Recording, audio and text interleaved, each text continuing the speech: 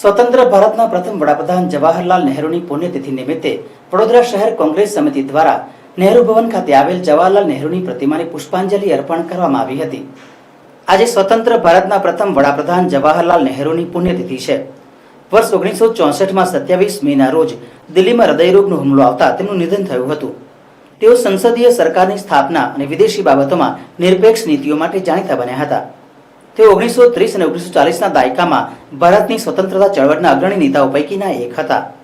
ભારતીય સંવિધાનની રચનામાં મોટી ભૂમિકા ભજવનાર ડોક્ટર ભીમરાવ આંબેડકરના પત્ની રમાબાઈ આંબેડકરનું વર્ષ 1935માં આજના દિવસે અવસાન થયું હતું। ત્યારે વડોદરા શહેર કોંગ્રેસ સમિતિ દ્વારા જવાહરલાલ નહેરુની પ્રતિમાને પુષ્પાંજલિ અર્પણ કરવામાં આવી હતી।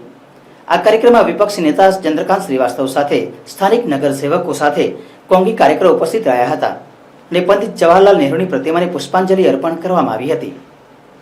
આઝાદીના લડવૈયા હતા। પોતાના જીવનની અંદર પૂરી મિલકત આ દેશ માટે સમર્પિત કરી। 1200 દિવસ સુધી જેલમાં રહ્યા આઝાદીની લડાઈની અંદર, અને તોય છતાં દેશ માટે સમર્પિત થયા, પ્રધાનમંત્રી બન્યા, લોકો માટે ઘણું બધું કર્યું। આ દેશમાં ભૂખમરી હતી ત્યારે ભાંકરા નંગલ ડેમની સ્થાપના કરી।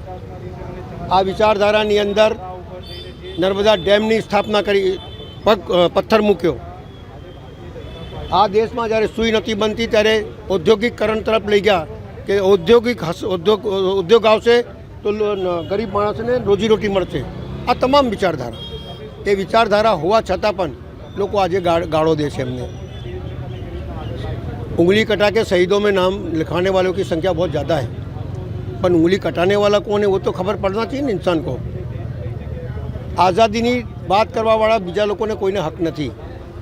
आज़ादीनी बात करवा वाला जो लोग होय तो जवाहरलाल नेहरू होय, सरदार वल्लभभाई पटेल होय, लाल बहादुर शास्त्री होय, सुखदेव होय, राजगुरु होय, भगत सिंह होय, बने पाखा जुदा था, पण आज़ादीनी बात करवानो हक एमने छे।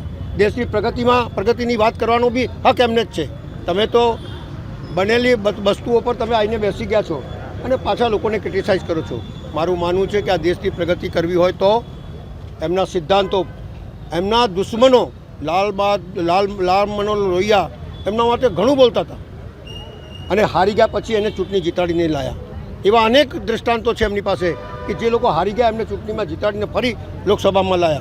ए कहता था कि सच्ची लोकशाही वही है जो क्रिटिसाइज सुन सके, जो लोगों की अपने प्रत्येक भावना क्या है, वो देश के लिए क्या इच्छा रखते हैं और हमने क्या भूल करी है, वो क्रिटिसाइज लोकशाही के अंदर लोगों को करनी चाहिए, એવું એ માનતા હતા। અને એટલા જ માટે જવાહરલાલ નહેરુ કોઈ દિવસ પણ કોઈના માટે બુરી ઈચ્છતા નહોતા।